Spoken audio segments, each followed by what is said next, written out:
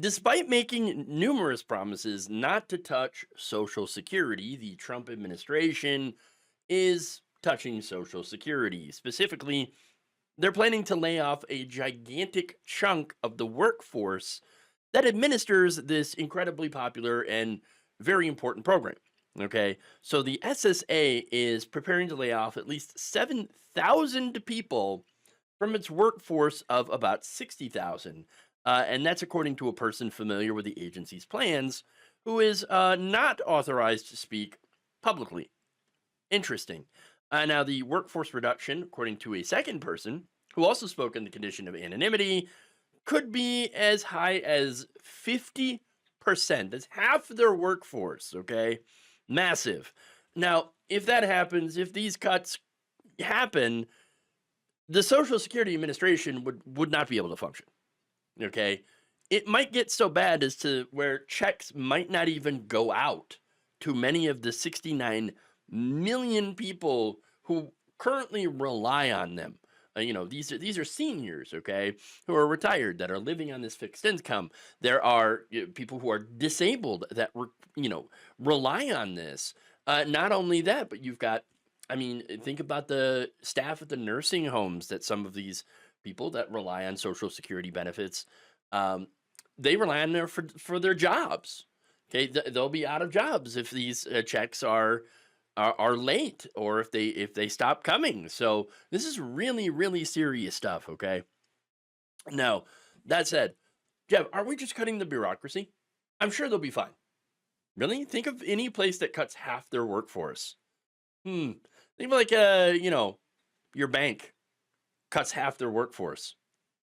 You think they're going to be efficient with your money? No, that's not going to be make things more efficient. Look, SSA is already incredibly efficient as an administration, okay, as an agency. The percentage of Social Security spending devoted to administration has actually declined since 1957. It was originally at 2.2%, right? Now it's 0.5%. So way more efficient. If you're looking toward to efficiency, right? If you're looking at making something efficient, the SSA is actually a model that you should emulate, not try to eliminate. Okay. So no, it's not about making things more efficient, cutting into the bureaucracy or anything like that. No, this is about destroying Social Security. Look, the administration of this program is actually more efficient than most companies, private corporations. They spend more money on administration. Now, here's the thing: Social Security is not a service. Okay, it is not a profit making enterprise, and we should not be running it as such. Okay, the government is not a business.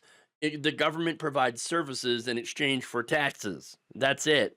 Okay, but again, getting ahead of myself, the reality is all these cuts in the government, in these government programs, are meant to destroy these government programs.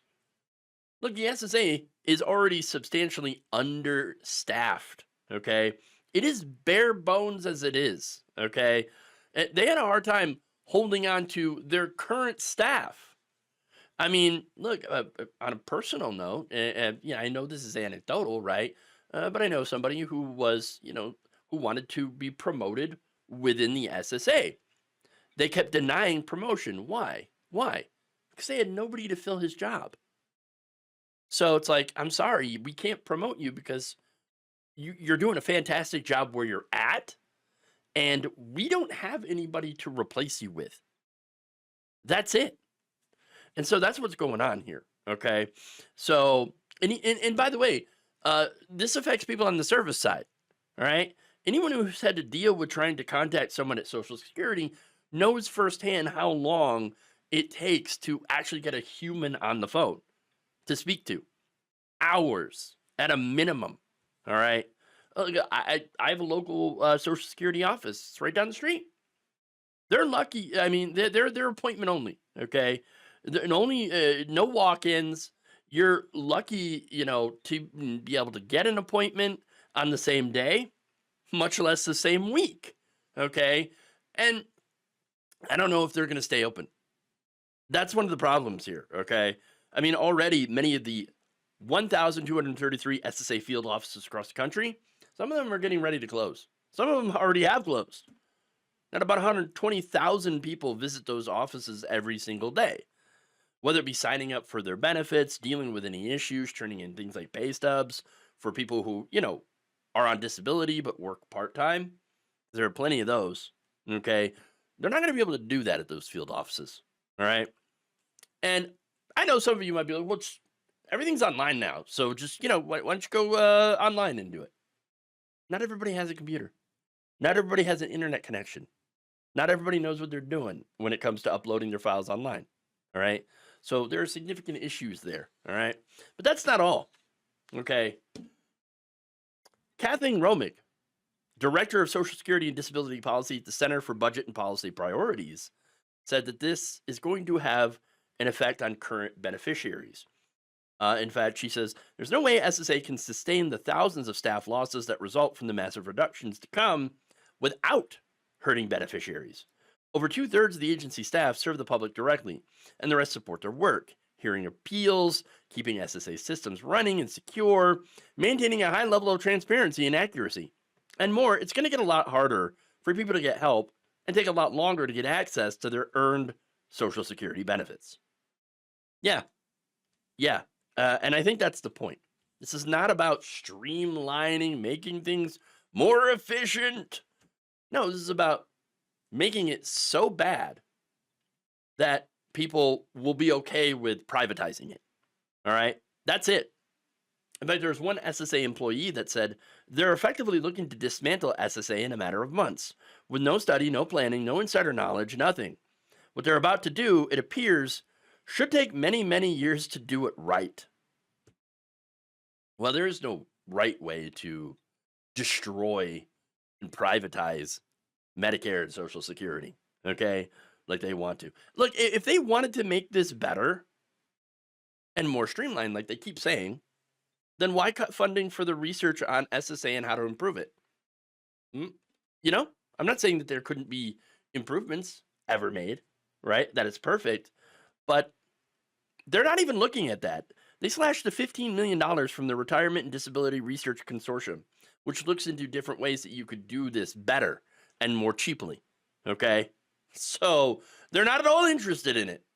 No, they're interested in shutting down this program, okay? And of course, that's going to hurt a lot of people. It's going to hurt retirees, but the people that are going to be hurt the most are actually the disabled. Currently, 1 million people waiting in line to receive disability benefits. Again, it already takes a long time because they've had a staffing freeze at SSA for years, okay?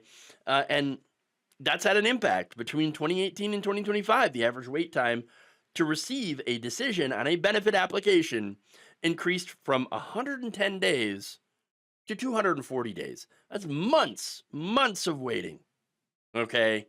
Months and months. And look, people have lives. People have bills that they have to pay. Okay, if they're disabled, you think they're working? Most of the time, no. Okay, and so what's going to happen? Well, they go bankrupt or they die. And I think there are people that know that and are like, good, we don't give a damn. And actually, that's part of our plan. That way, you'll never be able to collect those benefits. So when we privatize it, that's more money in our pockets. Look, at the end of the day, it's pretty obvious what this is. A full-on frontal assault against Social Security. That's it. Donald Trump, he lied about it. All right? Donald Trump lied about it. Elon Musk lied about it and continues to lie about it. And the right wing, who says, oh, we're going to protect Social Security, don't worry about it. They're lying about it too. The fact is that they have been trying for so many years, decades, to break it, to break Social Security, break it apart, and then sell it off to their friends so that they can profit with our money. Thank you for watching. If you enjoyed this video, please like, share, subscribe, hit the bell icon in order to get notified whenever a new video is released. And if you want to support independent, progressive media through this difficult time where it seems like everybody is shutting down, and become a member on our YouTube page, you can become a subscriber on Facebook, or you can go to my Patreon. It's patreon.com/Jeff Waldorf. Thank you.